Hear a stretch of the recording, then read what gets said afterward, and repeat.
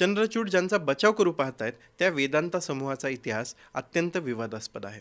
वेदांता समूह या आधीही अनेक वेळा वादांनी वेढलेला दिसलाय. ही कंपनी अनेकदा पर्यावरणीय नियम, स्थानिक समुदायांचे हक्क आणि कामगारांच्या सुरक्षितते संबंधातल्या मुद्द्यांवरून वादात सापडली आहे. ओडिशामधला नियमगिरी डोंगर आणि तमिळनाडूमधलं स्टरलाइट कॉपर प्लांटसारख्या ठिकाणी वेदांताच्या खाणकाम प्रकल्पांवरून मोठे पर्यावरणीय वाद निर्माण झालेत. स्थानिक समुदायांनी या प्रकल्पांमुळे होणारं प्रदूषण आणि पर्यावरणाची हानी याबाबत तीव्र विरोध केला होता.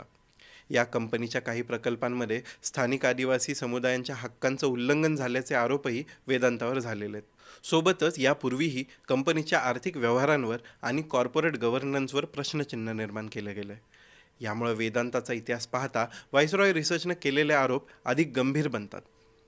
या प्रकरणात माजी सरन्यायाधीश डी वाय चंद्रचूड यांनी उडी घेतल्यानं अनेक नैतिक प्रश्न निर्माण होतात.